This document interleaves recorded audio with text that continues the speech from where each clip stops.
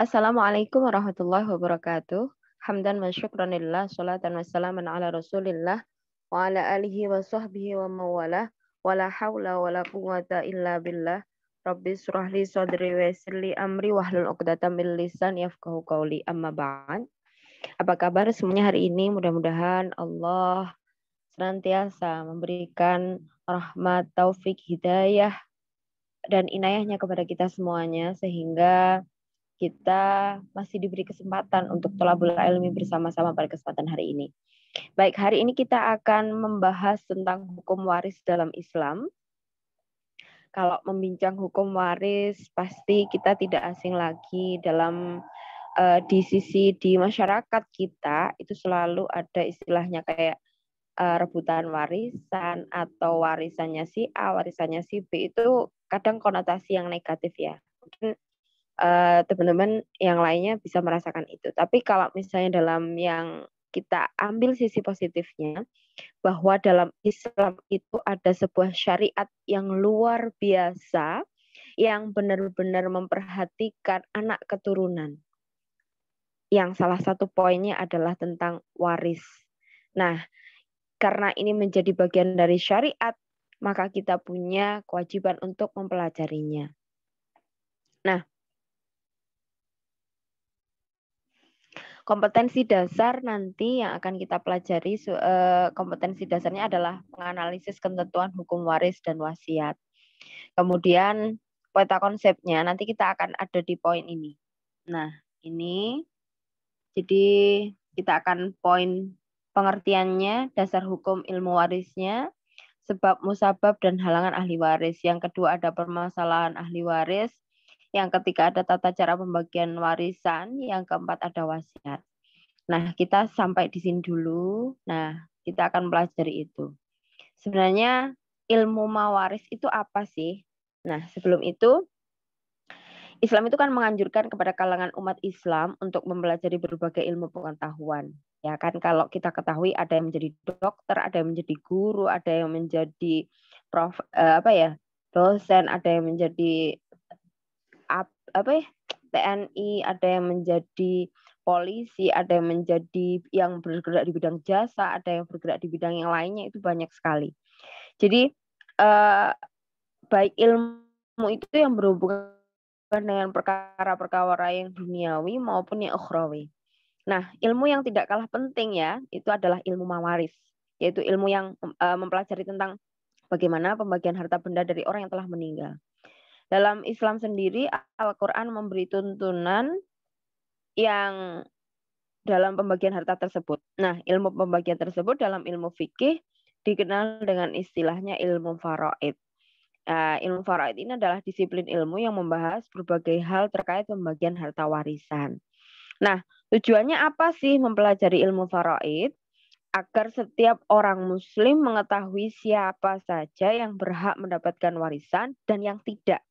Sehingga tidak akan ada pengambilan hak dari saudaranya yang lainnya dengan semena-mena. Karena saat seseorang telah meninggal dunia, maka harta yang ia miliki sebenarnya telah terlepas dari kepemilikannya. Kan tidak mungkin orang meninggal lalu hartanya dibawa ke liang lahat. Itu juga tidak mungkin. Punya mobil, punya rumah, dan sebagainya juga tidak mungkin. Berarti kan itu menjadi bagian dari ahli waris. Kemudian pada posisi ini ya, orang mukmin dituntut dan diperintahkan membagi harta peninggalan seseorang yang telah meninggal sesuai dengan ketentuan syara. Nah, kesadaran melaksanakan aturan pembagian harta waris sesuai ketentuan ilmu faraid juga merupakan bukti ketaatan seorang muslim kepada Rabb-nya.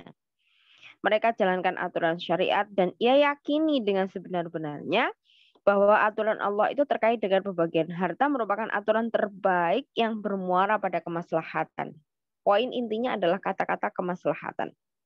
Nah, dari bab ini nanti kita akan bahas bersama tentang permasalahan warisan, di antaranya sebab seseorang mendapatkan warisan itu apa sih, penghalang seseorang mendapatkan warisan itu bagaimana, siapa saja yang berhak mendapatkan warisan, siapa saja itu, dan berapa sih harta yang berhak didapatkan ahli waris dalam berbagai macam keadaannya, serta hal-hal yang perlu dirasa perlu diangkat dalam masalah warisan nanti akan kita bahas bersama-sama. Nah, Dari segi bahasa, kata mawaris merupakan jamak dari kata miros yang artinya harta yang diwariskan. Adapun makna istilahnya adalah ilmu tentang pembagian harta peninggalan setelah seseorang meninggal dunia. Ya.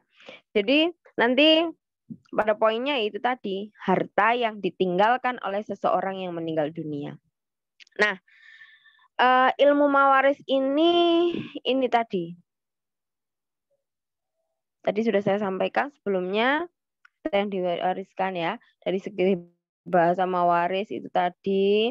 Nah, ilmu mawaris tersebut juga merupakan ilmu faraid. Tadi kita di awal membahas tentang ilmu faraid. Nah, ini dia. Kalau ilmu faraid sendiri ditinjau dari segi bahasa merupakan bentuk jamak dari kata faridoh yang bermakna ketentuan, bagian, atau ukuran.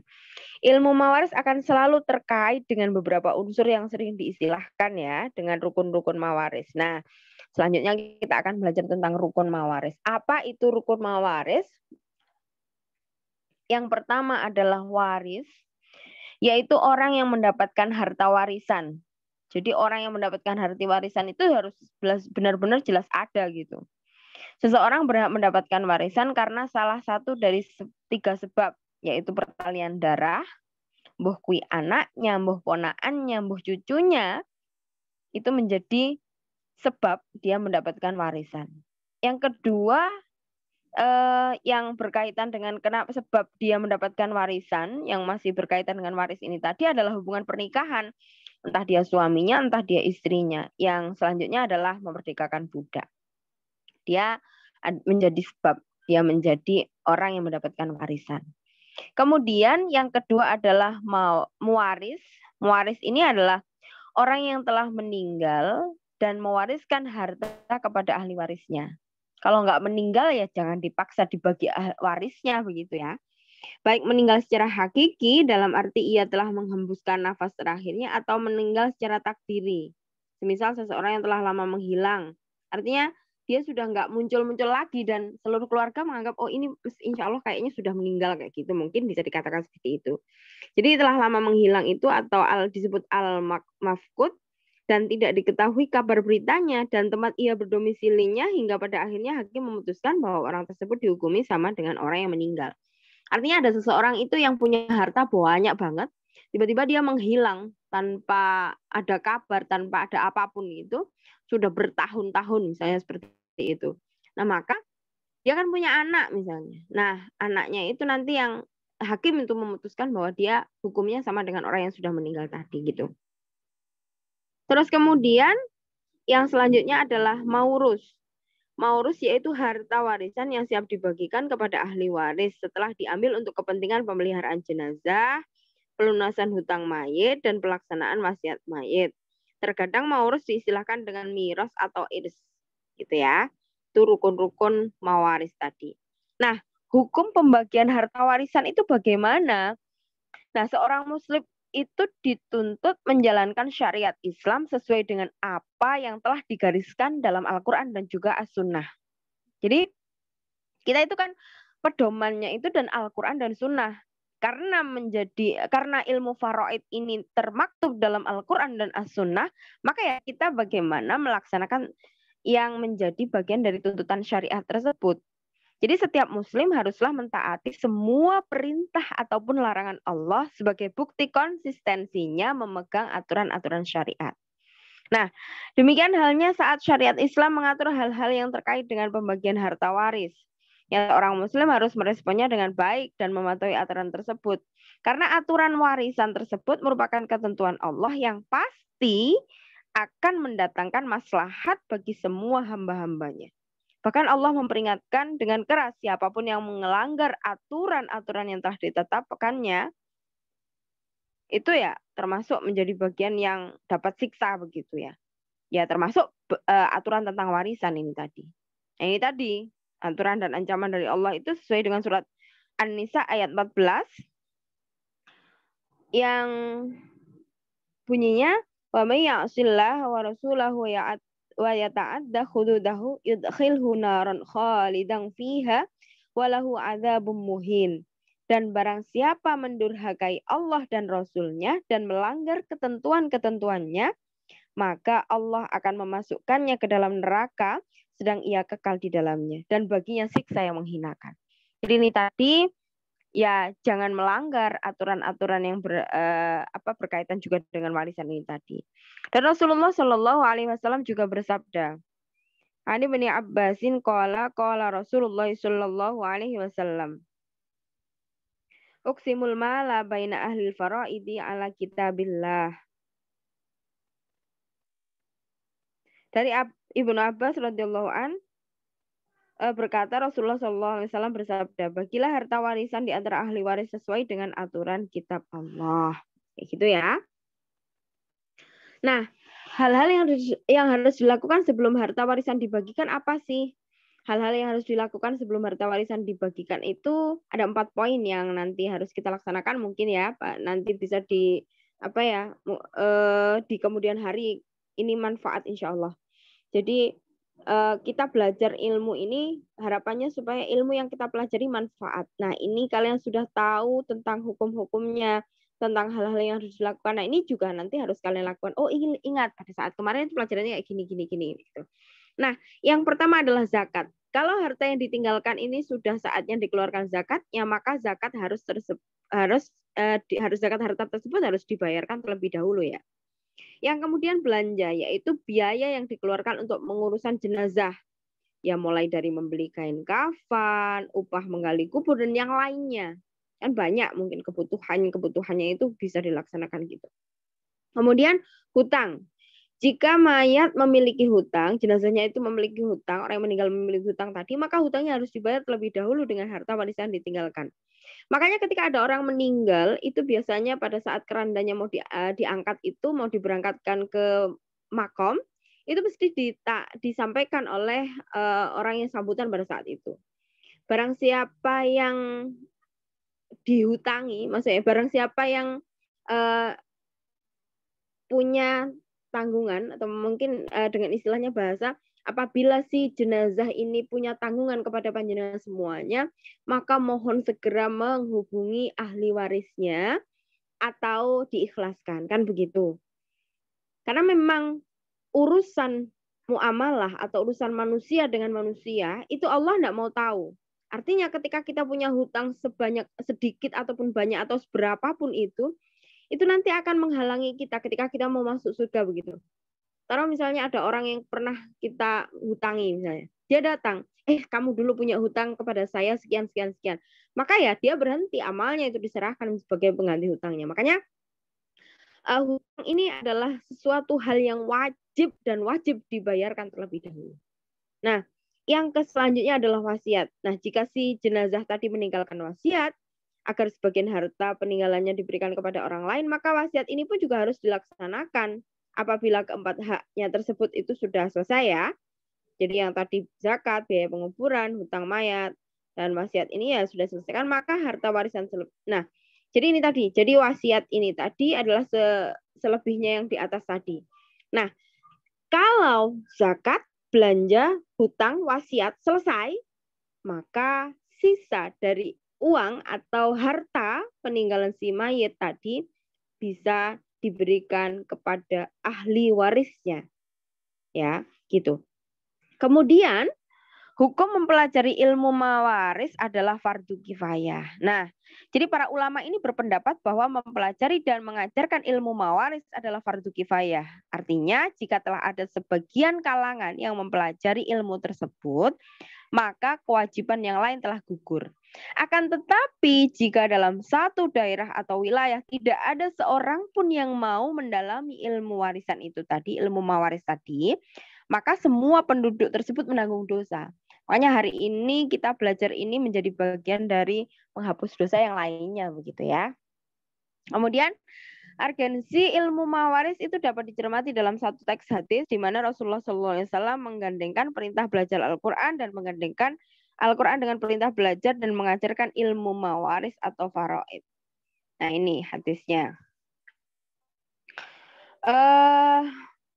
Ta'allamul ilma wa'allimuhun nas. Ta'allamul fara'idha wa'allimuhun nas. Ta'allamul Qur'an wa'allimuhun nas. Fa inni mru'um maqbud wal ilmu sayangkus wa tadharul fitan hatta yakhtalifasnani fi faridatin la yajidani ahadai yafsilu bainahuma. Jadi pelajarilah ilmu dan ajarkanlah kepada manusia. Pelajarilah ilmu faraid dan ajarkanlah kepada orang lain. Pelajarilah Al-Quran dan ajarkanlah kepada orang lain. Karena aku adalah orang yang bakal terenggut atau mati, sedangkan ilmu akan dihilangkan.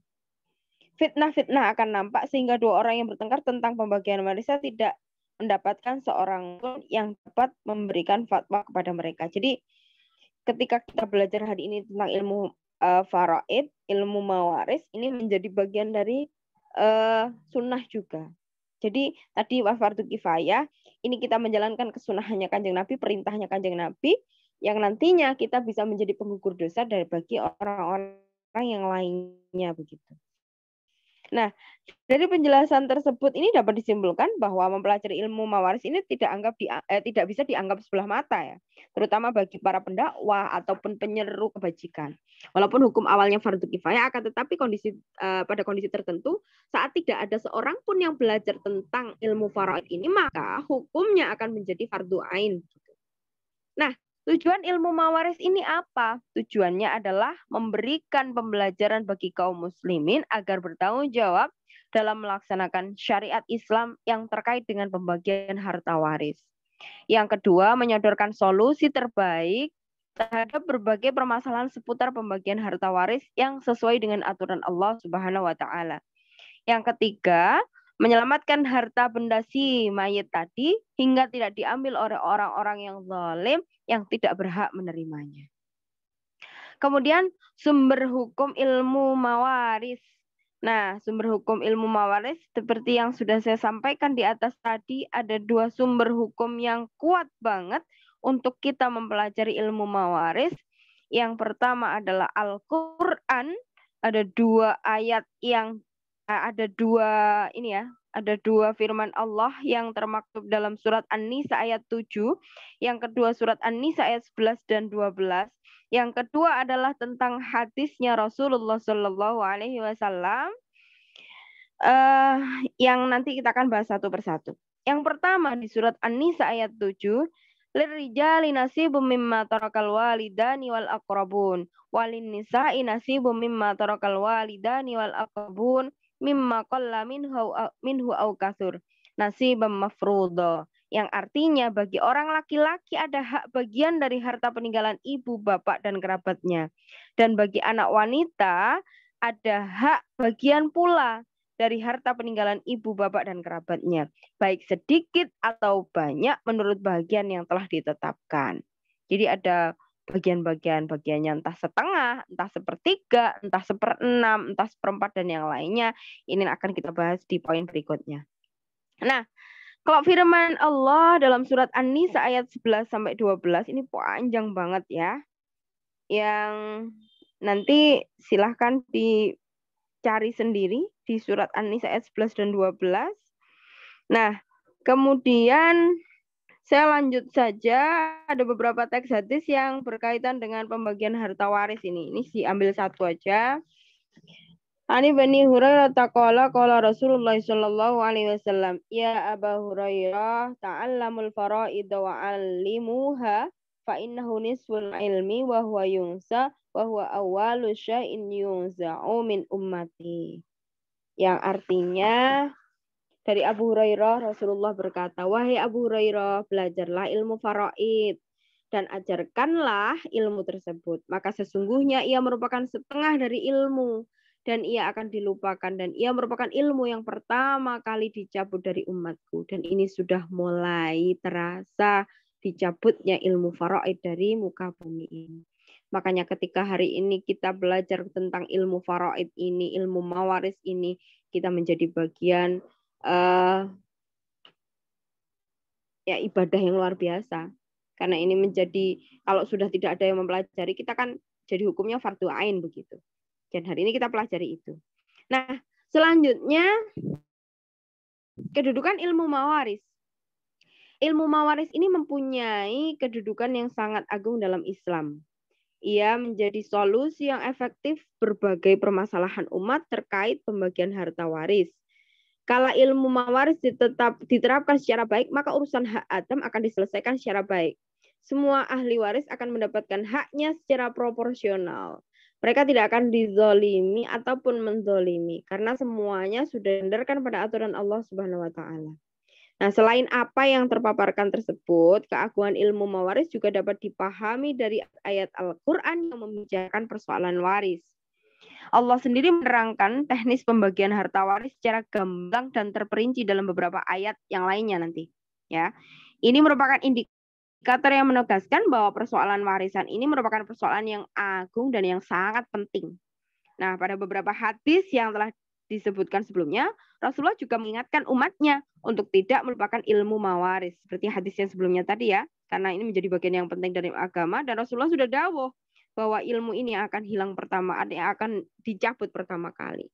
Dan sampai kiamat semakin dekat, maka hari ini kita belajar ilmu mawaris ini menjadi bagian ya, mudah-mudahan kiamat masih jauh dan kita masih diberi kesempatan untuk ibadah yang luar biasa, taubat dengan taubat dan nasuha begitu. Nah, sebab-sebab seseorang mendapatkan warisan apa sih? Yang pertama, sebab nasab atau hubungan keluarga. Jadi, nasab yang dimaksud di sini adalah nasab hakiki, artinya hubungan darah atau hubungan kerabat baik dari garis atas atau leluhur si mayit, garis keturunan furu, kemudian maupun hubungan kekerabatan garis menyimpang, baik laki-laki maupun perempuan. Ya, misalnya seorang anak akan memperoleh harta warisan dari bapaknya dan sebaliknya. Kalau anaknya meninggal ya bapaknya dapat warisan dari anaknya kan gitu.